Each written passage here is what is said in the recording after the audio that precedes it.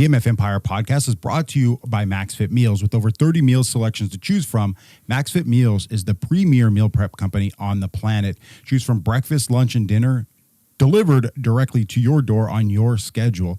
And right now you can get 20% off at maxfitmeals.com when you use coupon code MFEmpire. MaxFit Meals, food that fuels your passions. Welcome to the MF Empire podcast, where we help business professionals and leaders like you take your business to the next level. In each episode, we bring you expert insights and practical advice on how to grow your business, increase revenue, become a better leader, and achieve your goals. Whether you're just starting out or you're looking to expand your existing business, this podcast is for you. Join us as we explore the latest trends, strategies, and tools to help you succeed in today's competitive marketplace. Let's get started on your journey to business growth. Now here are your hosts, Kris Spencer and Brian Meek. Kris, how you doing today? I'm doing outstanding, Brian. How are you doing? I'm doing great, man. I'm excited for today because we have finally brought on our first guest on the MF Empire podcast. You actually were able to bring this guest to us, and I'm excited. How about yourself? This is a gentleman that just somehow became friends on Facebook, and it's just kind of impressed by all the positive content he's been putting out. Checked him out a little bit on his page, and he's a multi-store owner like we are. Definitely driving the narrative in terms of like progressive thinking in terms of business mindset. Like I said earlier in a conversation before we started the podcast, I've always felt a big bond with people that have taken the challenge to become an entrepreneur, and really excited to hear about the nuts and bolts of his brand and how he got to where he is now. And so our first guest is get into it. Mustafa Hweidi, and AKA Moose, right? Moose. He owns VitaMoose. Yeah, Moose. VitaMoose out in Gainesville, Texas. Where else? We're looking at Gainesville. We got a location in Ardmore, Oklahoma. Okay, wow. New to the e-com, VitaMoose.com, where we're just almost a month or so old there. So yeah, I saw when you dropped that. Congratulations. That's a big step. Thank you. I appreciate it. Before we get into like all the nuts and bolts of this, I just have one question. Do you get more hate from Texas people because you own a store in Oklahoma, or do you get more hate from Oklahoma people because you own a store in Texas? Honestly, it's funny. I think it's split right down the middle. Hate each other equally. Yeah, that rivalry is. Yeah, I guess I'm not familiar with it's a big rivalry, man. Just in general. In general. I think it started with just football, just nonsense college football bullshit. But man, that's stemmed into Oklahoma's the best, Texas is the best, and it's sure. Forth, man. It's every other customer that comes in says something about it. Right. No kidding. Wow. So you're on the border between Texas and Oklahoma, pretty much? Yeah. So where Gainesville is, we're maybe about 5-7 miles from the Texas-Oklahoma border. Fantastic. And where do you choose to reside? So Texas, I'm in small Gordonville. Yeah, I'm right outside of Gainesville. We're on Lake Texoma. So you're in Texas. So that's you're choosing. You're choosing Texas. All right. I choose Texas. After dealing with both of them, I think Texas has my heart. All right. Right on. So you have 2 brick and mortar stores, right? One in Gainesville, one in Ardmore. And then you also own a convenience store and an ice cream frozen yogurt shop. Am I correct? Yep. Correct. Yeah. Are the convenience store, is it like what we have out here is like 7-Elevens or like gas station stores? Is that something, is it very similar to that, or? Yeah. It's a Shell convenience store gas station. Yeah. So cool. It's just a Shell station, full inside deli, everything you can think of. Cool. We're I guess a main hotspot for 18-wheelers. It's a lot of small towns kind of where we are. So it's real difficult for 18-wheelers to get in or out of anywhere. Sure. We're actually the place for about 85-90 miles where an 18-wheeler can pull in and pull completely around the building and get back on the interstate without having to do any kind of maneuvering. That's awesome. And what about the yogurt shop? Just is it attached to the convenience store, or is it separate location? Yeah, no, that's a separate location. So that's probably about 10 miles down the road. And that's actually, it's right in the middle of Gainesville. We're in a good shopping center there. I'm between a couple local restaurants. We got a CC's Pizza by us. It's a busy little spot. And that's something that, man, it's funny because a lot of people question why supplements, why health, and then ice cream after that. And actually, man, so when I was 14 years old, was the very first time I told my dad I was going to own my own business. And I wanted to open an ice cream store.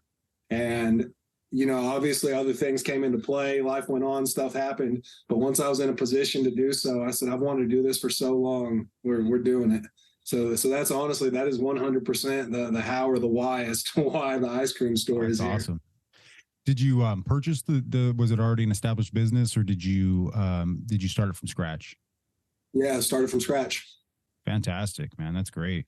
And then you also have a consulting firm. What kind of consulting do you do? Yeah, so I am Next Level Consulting, and my favorite client is a brand new or upcoming business owner. Obviously, and you guys can relate to this. Starting businesses, having businesses. There's so many times where questions either go unanswered, or you can get 30 answers, and all 30 of them are completely different. Mm-hmm. So I really wanted to, and I didn't have a lot of place. My parents passed away young. And that my father was my main business mentor, someone that I really looked up to. And, after that, there's a lot of times where I found myself like, shit, maybe Google is the only way to find information out.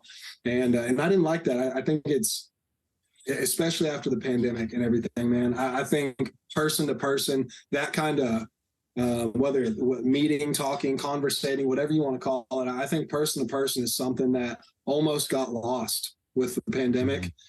And I'd like to, little by little, just make a step at getting back towards that, especially in stores, brick and mortars, retail type stores.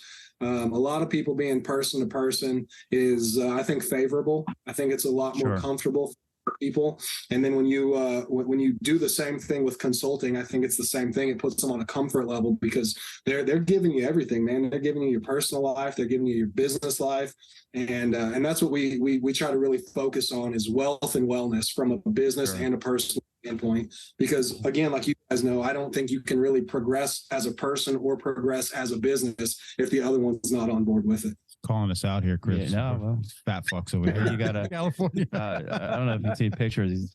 This is pretty jacked. Well, I don't know about you, man. I'm back on my game here.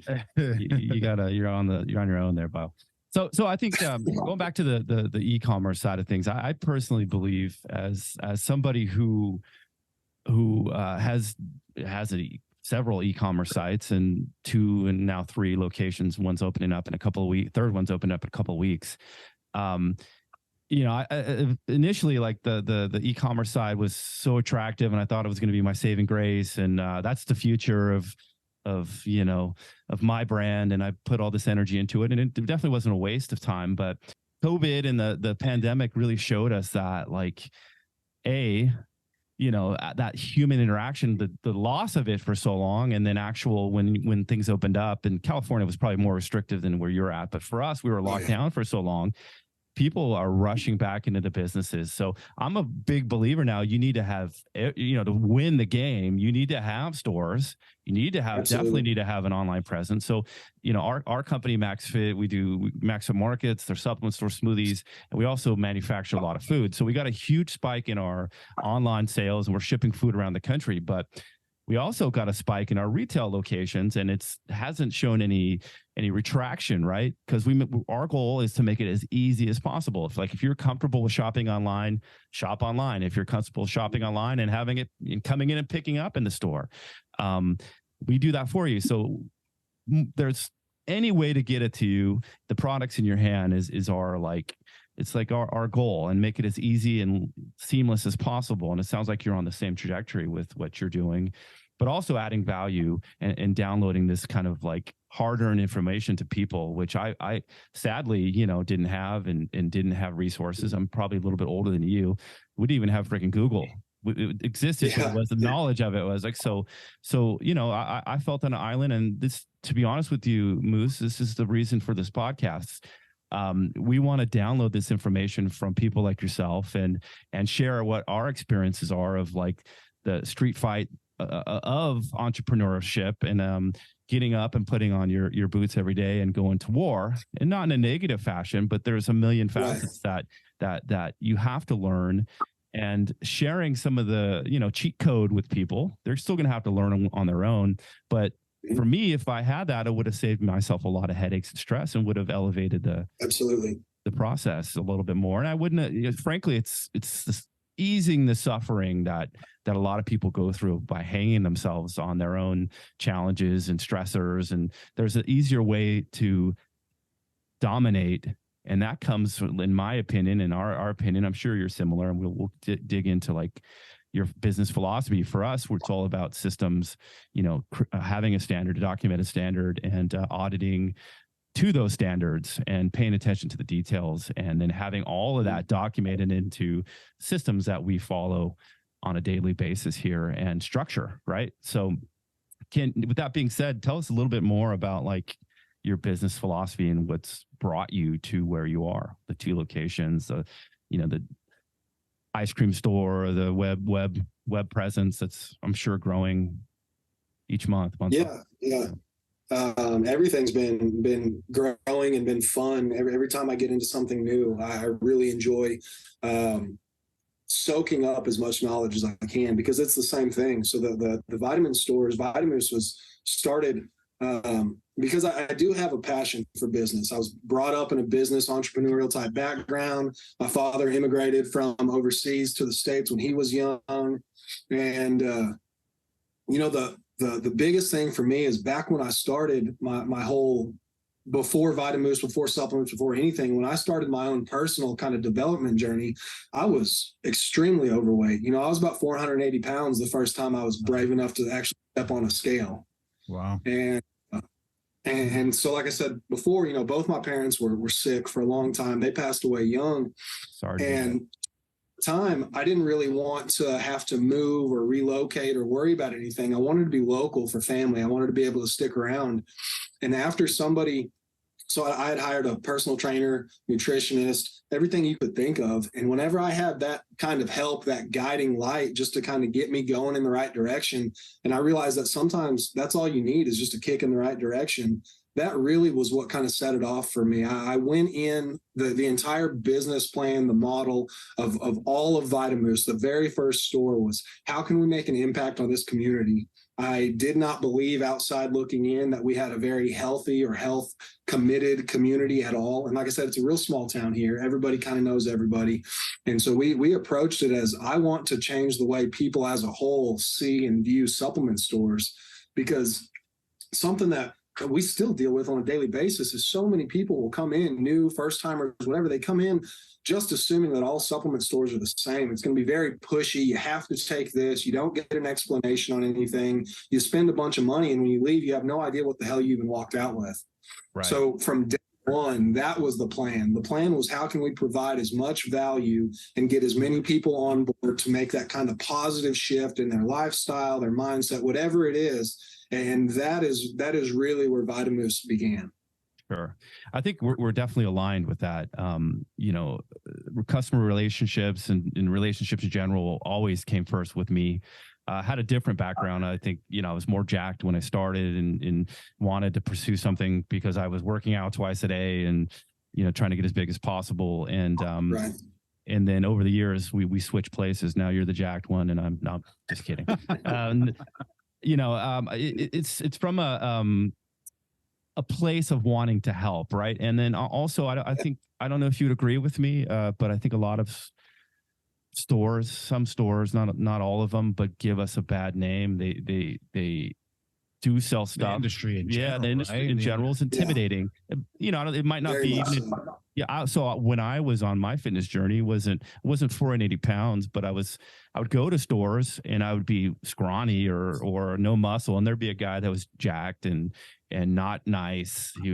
Attitude. There wasn't any like empathy for the customer. And it was just an awkward situation. So when I created my store, I actually patterned my business after a skateboard shop that I grew up in, a local around here. And because the owner was so cool, he'd go in there and he'd have skate videos playing. And it's, I loved going there because of the environment, the colors of all the skateboards. So I wanted to translate his style of business into the supplement world. So I did my best as initially when I first started, I was the only employee that I had, and I would get to know everyone's name, You try to remember what they bought from me last time, and being actually grateful, giving a shit that they came into my business, and giving them the best attention, and all the knowledge that I could download on them, and keeping it simple. And in my, I did work for a guy initially when I first got into this business as an employee at another store. His whole shtick was to load you up, right? Like, you would leave $200 or $300 worth of stuff. You'd have he had a whole list of like, a blend protein with egg and casein, all that way. So time released at night. And it was like a $300 deal, like glutamine, creatine, and everything, this whole stack he had was the solution for everyone's freaking problem. Trying to lose weight, trying to gain weight. But I would see like a wife would come. I mean, if I brought, $300 worth of stuff home, my wife would be like, take that shit back. You can't take all that. I mean, start average 12 months of the year times 300. It's $4,000 a month we're spending a year on supplements. It's just not scalable. So I would prefer, and it was always my business philosophy, I'd rather have you have one or two things that I know will actually work from you. And then you build that loyalty with the customer, because you're not just trying to fuck them out of $300. You're giving them like you ask them, like, you have the audacity to find out what their goals are, right? And it's a reason why I'm not preaching to you, because I could tell immediately when I saw your business model, it's the same as us. Like, you're trying to get results, and not screwing people surprisingly builds loyalty. And then and then you get that best form of marketing is word of mouth. Go see Moose. He's not going to try to fuck you out of, or he's not going to sell you some snake oil, just to try to get money out of you. So I definitely respect that philosophy. And you're somebody who has skin in the game. You actually train, you're living the life. So it's refreshing to see. Do you have any goals of being more store locations, or what's your goal for the future?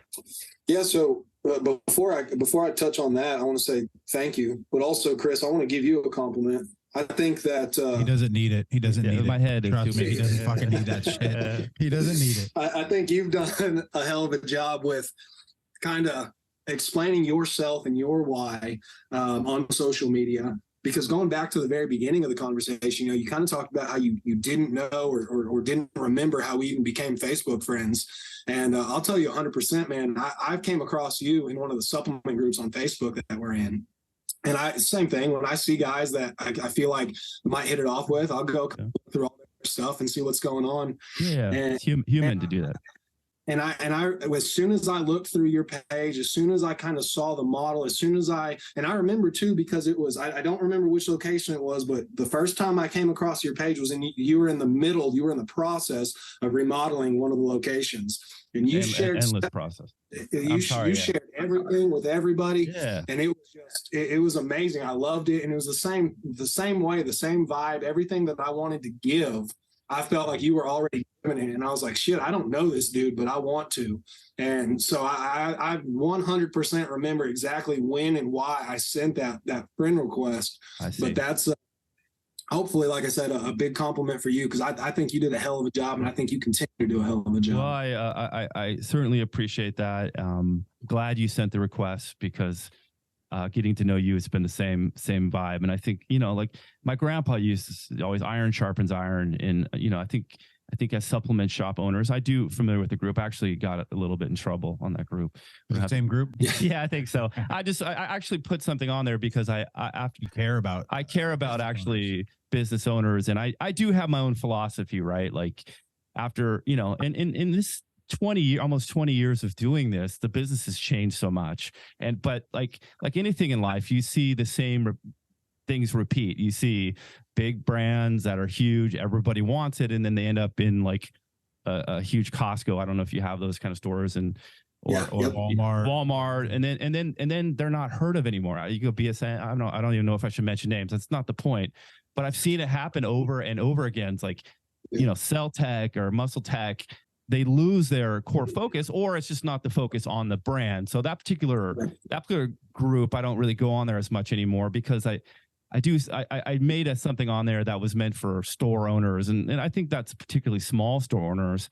And at the end of the day, maybe I should have just kept my mouth shut. It wasn't really anything. It wasn't even anything derogatory, but the owner of the company took offense to it, and I didn't even know there was owners of brands on there. But yeah, so it was it really, for me, it's like you have to find balance. You have to have products that are trusted, tested, right? There's a lot of stuff that could potentially be made in somebody's bathtub. That's why we have a bad reputation with some people. They think it's non-regulated. It really is. You and I both know that. So there are companies I happen to like NutriBios, et cetera, that are, doing their own testing and made in-house. Yeah. But there are brands like you can't build your whole business model on a brand that'll go to a big box store and then undercut you, and then all of a sudden you're losing all your customers and you put all your eggs in one basket. That was more my point. The owner of the company, called me out, said I was being negative. It's just business, man. I have to protect yourself, and that company's actually opening stores, so they could actually. I'm paranoid, man. There's actually a book, I forget the name.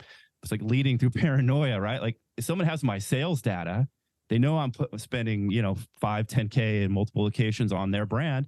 Why the hell, when they open a fucking store down the block from me and to swoop, and if you're already showing me you don't care about brick and mortar, you're already going to Walmart, you're already going to Costco.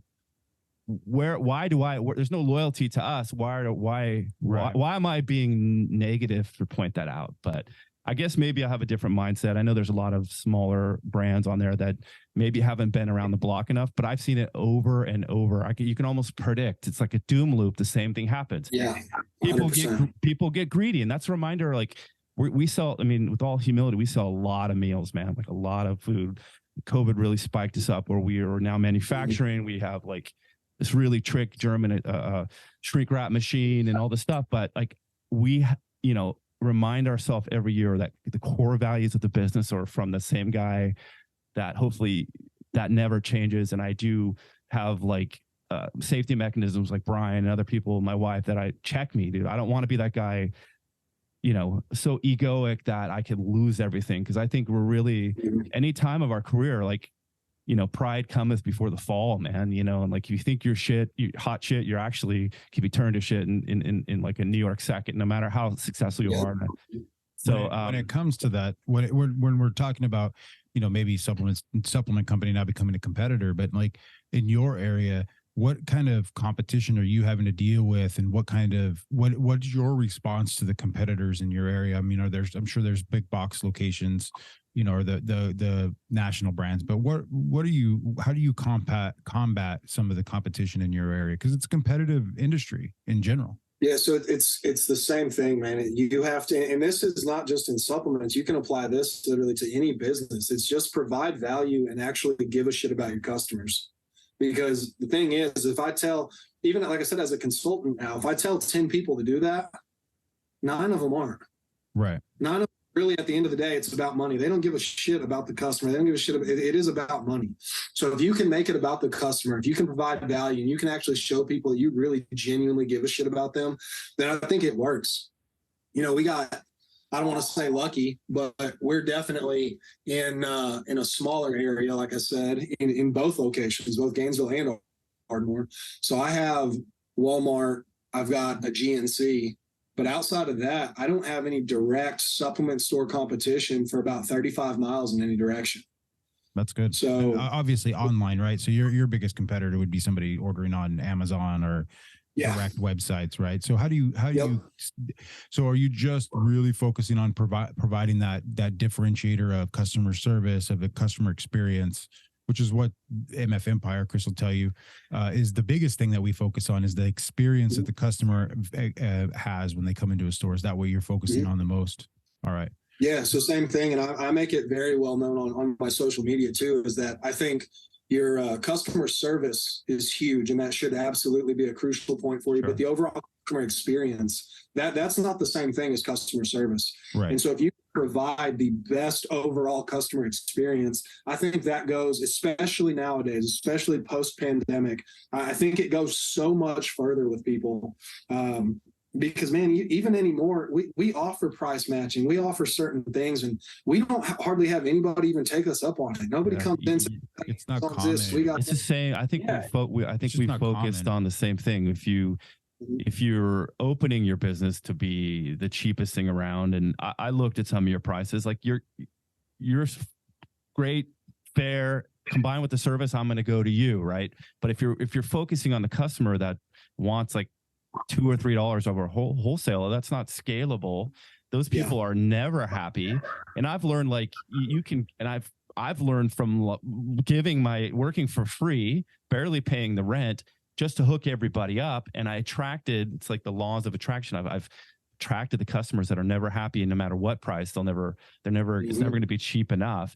Or you can focus on the demographic that has a little bit of expendable income, that appreciates a quality built store that costs money, flooring, racks, TVs, positive experience that puts you in that right mindset. And then they'll pay, and they'll be thankful and grateful, as opposed to things always getting beat up and your ass handed to you every day over $1, right? Like, right. And I think if you focus, like, those people will leave anyway, right? Like most of them they're going to go to Amazon. They're going to go to Walmart. They're going to leave anyway. They might come back because you have something that somebody else doesn't carry, but they're chasing the best price. Yeah. I think we both would rather not have those people. I'd rather, build my castle on granite, not sand. And I think that's where a lot 100%. Of times, and I've made that first initial mistake, is trying to be the cheapest guy in town, and I can vouch it certainly didn't pay off, and I wasted a lot of time and energy. And that's one of the things, like, our consultant like you could definitely, to those who are willing to listen,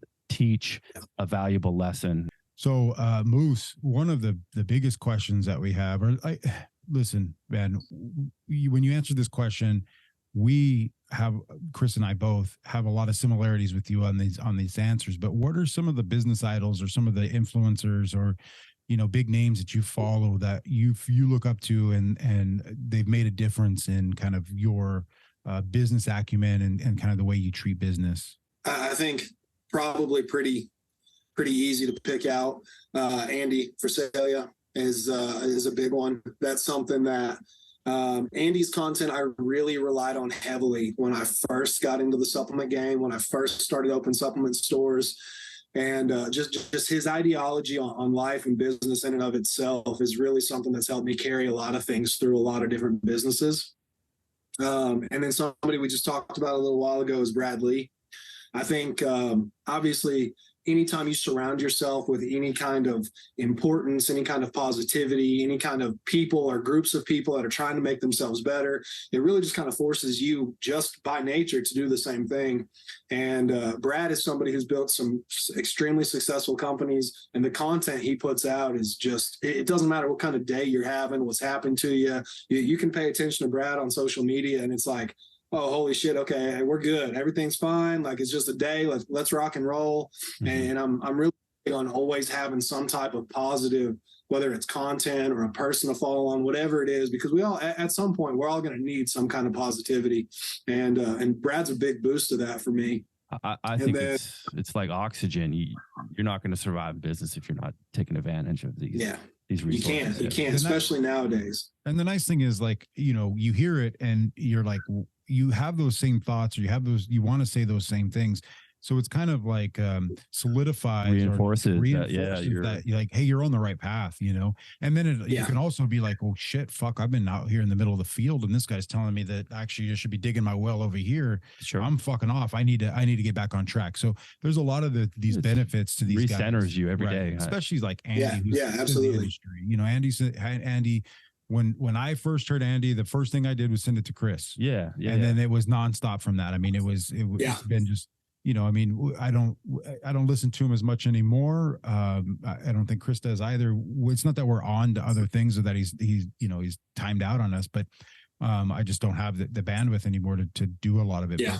But whenever I feel like I'm off center, I'll just, whatever that next podcast is, I listen to that one. I don't even look at it, what it is anymore. So, and then, I think we talked about, some of the long-term goals. What are the goals, man? I mean, you got some great answers here. What are some of those big goals that you have for your businesses in general? Completely undecided as of right now, just because of the way everything's working. I used to think I wanted a third location, brick and mortar location.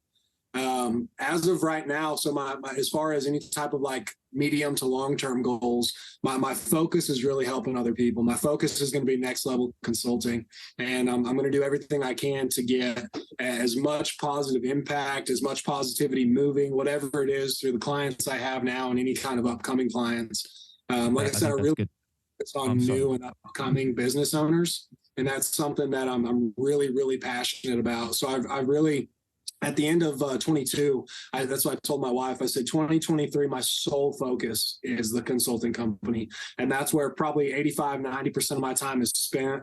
And that's, like I said, I'm just as passionate about it as anything else. But I something I inherited from both my parents is just the want and the willingness to help others.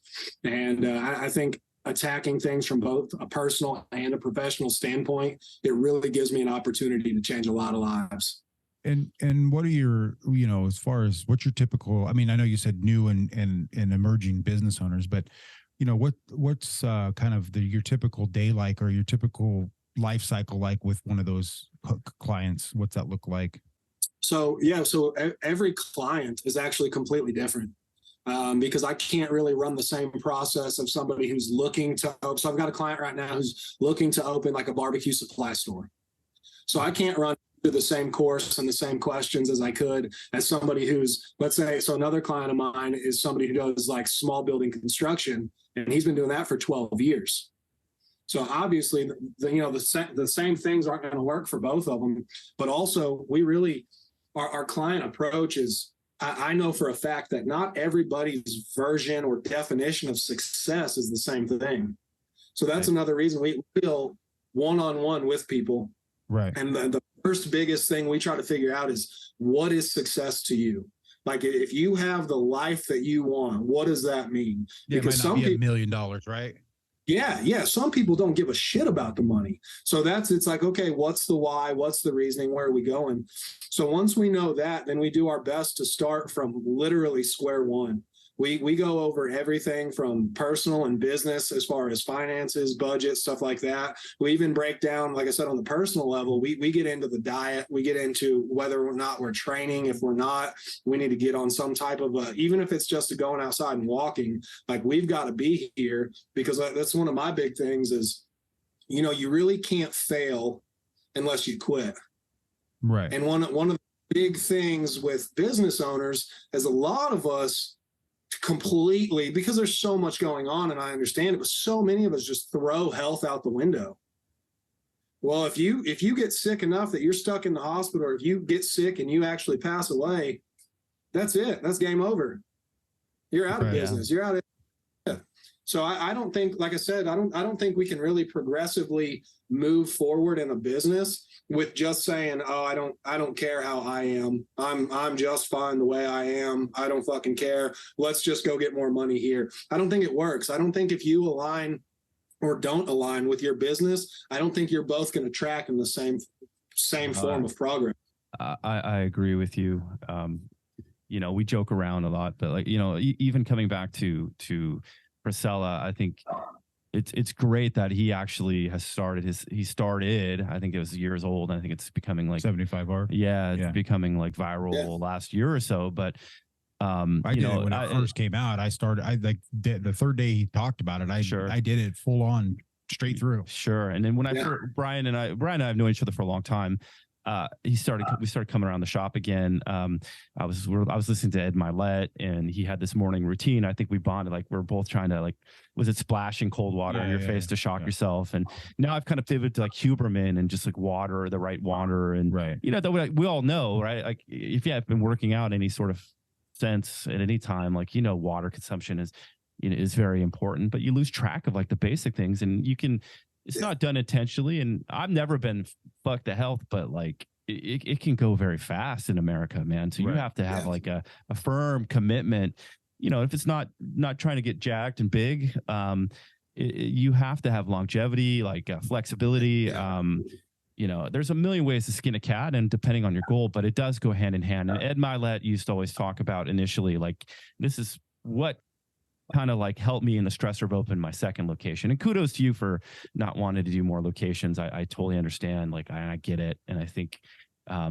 Consulting is very similar in the fact that you can, it actually might even be a better gig that I could see myself getting into, because you're 360 helping somebody. You're helping them with their business and your health, as opposed to like a really quick interaction at a retail store. Transactional. Yeah, transactional. That this is actually really peeling back the onion and could probably bring you a lot more, satisfaction as a human being and an empathetic person like you are. And so yeah, kudos to that. Stores can be, the blessing, and they can also be a hell, so to speak. I mean, we had a previous podcast all about details, and I'm fanatical about details, like cleanliness, to the point where it becomes obsessive. And if I lay off that, like it's a negative enforcement to me that if I lay off that detail, shit slips, man. Right. And whether it's People fighting, don't care about your business. yeah, whether it's fighting for fucking parking spots, to like getting staff, to like, we have systems, right? So, but my point is like, I'm learning to just be more of a auditor, as opposed to like the guy that runs down there, and then being a better teacher for my leadership team and building a team. Yeah. So, there's a lot of facets. That's why a lot of people, like the percentage of failure is off the charts in the 90s for almost any business you look up. It's lower if you have a franchise. So for me, like opening stores, I'm doing one. It's actually a franchise that I'll have a stake in, but it's with someone I already have a stake in other businesses with. And then what we'll do is build relationships and like open up franchises. So this is my first, walk down the path of franchise. I'm franchise. Brian will be next, but it's no better person to become a franchisee than somebody who has a deep understanding of the business. Right. And like last thing I want to do, unless I would resist, because for many years I didn't have all the systems documented, and now we do. And I never wanted to just make a quick buck and devaluate my brand by A, having the wrong person, but B, not giving the right person the wrong or no tools for success. And I was a franchisee when I first got into this business from a company that's loosely still around. It has a similar name to mine, Tweaked. But yeah, there was no support. There was nothing. And it basically led me to failure. And then I had to learn from the bottom up, which looking back was the best thing that ever happened to me. So yeah, probably a blessing in disguise. There's a lot of things that are a blessing in disguise. And there's a lot of things in life that are meant to be, like us getting to know each other. And hopefully this is a beginning of a long friendship. And, Moose, I got a question for you. Are you, what you got? I think this is kind of where Kris and I align the most. Are you a love to win or hate to lose person? It's both. I think as I get older, the hating to lose is dwindling. I don't mind losing anymore, man, because I used to look at it as, oh man, like that I lost, or that sucked, that didn't work out. And now same thing, there's so many blessings in disguise. There's so many things that happen for a reason. The older that I get, it's like, okay, this, it's not that this didn't work out. It's that the way that we were doing this didn't work out. So what do we have to change, or what do we have to tweak to where a failure like this never happens again? So I don't necessarily hate to lose. I think it's very beneficial for us. But on the flip side, absolutely, I love to fucking win. Yeah, we still hate to lose. I fucking hate it, man. But to your point though, is like it's not so much that like I'm going to dwell on the loss. I'm going to take that loss and I'm going to be like, it's never going to fucking happen again. Kris is the same way. We're never going to let that happen again. So briefly going back, I don't know. I can't vouch for anybody, but my journey was like in business negative, right? I hated competition. I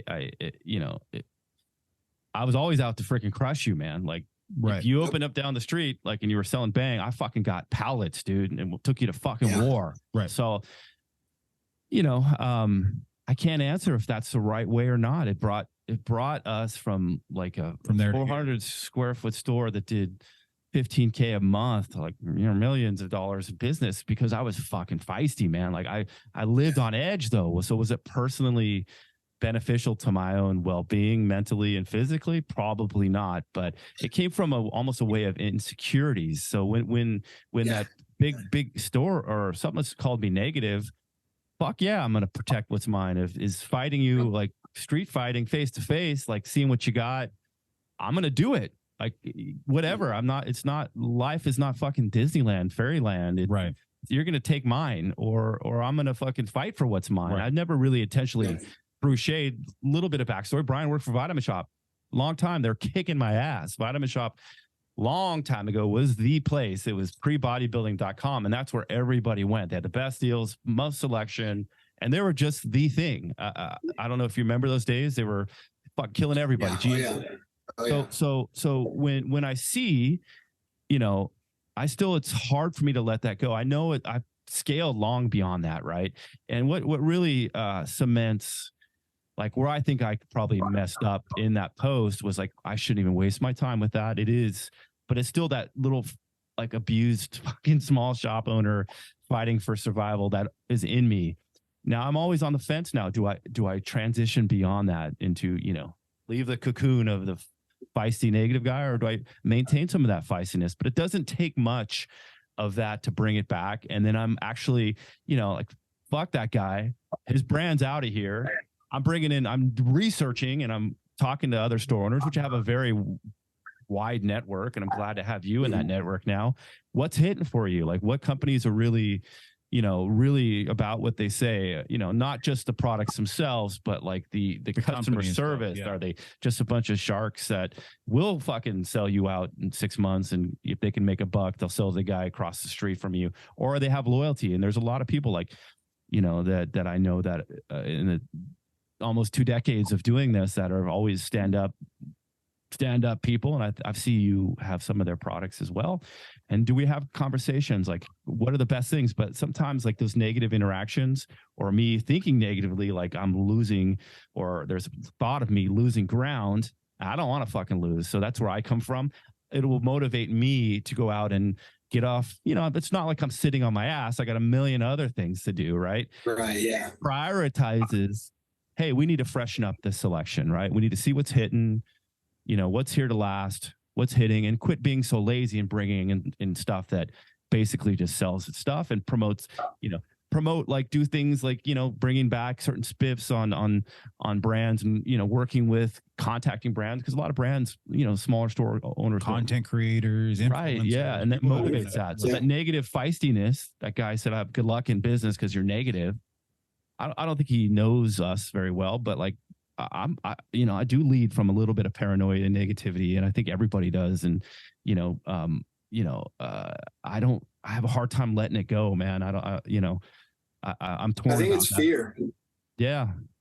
It's fear is where that stems from. There's a lot of it's like we talked about the doom loop. I'm not sure how much you're familiar with that, but when people start to do the things that you see like others have done before, you're referring to that guy, right? Yeah. Or anyone in that nature, right? Like, yeah, he's calling you a bitch, Kris. He pretty much did. So yes. Bring it on, dude. Moose. So where can people find you, man? Where can they get a hold of you? Social media, websites? Yeah, consulting, supplements, all of that stuff. Thing. Yeah.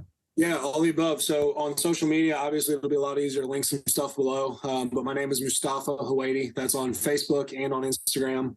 And then I've got bios with all my links on there. So that's probably going to be the easiest if you can link them up down below for us. Instagram is Mustafa Hweidi. And then everything on the supplement side of things is VitaMoose and VitaMoose Ardmore, respectively. Keep both of those separate. I like to have pages for both of them. And then obviously on all the e-com stuff is www.vitamoose.com. And Moose, like the animal, right? Moose. Yeah, VitaMoose. Okay, perfect. And what about your consulting? How do we get it? Consulting. I think that's so consulting is everything. It's going to be through, you can go to MustafaHweidi.com, but all the links and everything, like I said, is through social media. So I'm still handling all my personal social media accounts. So that's the best way. Anyone that's wanting to link up, anyone that's wanting to reach out, check out all my content, see if it's something that you align with, see if it's something that you agree with, see if I'm someone you think could bring value to you, your life, your business, and reach out. Like I said, there's a couple different forums on there. And then if I know a lot of people, or some people, I guess, aren't on social media, probably the easiest way is if you reach out at Moose at hhbusinessconsults.com, and I can, same thing, get you squared away with whatever we need. Awesome. Fantastic. So if there's one thing that you want to tell people, the one big piece of advice before we end for today, what's the one thing you would tell a new business owner that's looking to start a business or has just started a business? What's the one thing you'd let them know? Man, it's something that I try to make a post about at least once a week. And it doesn't matter what you're doing. It doesn't matter what industry you're in. It doesn't matter how many other businesses you've had before. If you're a new or upcoming business owner, it's not going to be easy. It's not supposed to be easy, but just don't fucking quit, man. So many people right so caught up in the feelings and they just give up. And there's so many times I've seen firsthand that, hey, if we just keep pushing, I promise it's all going to iron itself out. And whether they believe it or not, if you can get somebody just to take the next step, that's generally all they need. So whenever you're opening a business or thinking about opening a business and you start to get overwhelmed or just freaked out about stuff, stop, take a step back and just think, what is the next step? Don't think about after the next step, what do I got to do? Think, what is the next step? Just take the next step and quit focusing on, I have all these reasons to give up, and just focus on what's the one reason I have not to give up. Right on. And yeah, that's awesome advice. I think anyone could highly benefit from your guidance and your consulting, man. So Moose, that's all right. It's been a pleasure. Thank you. Yeah, appreciate it very much. Thank you. Been another episode of the MF Empire Podcast. Deuces.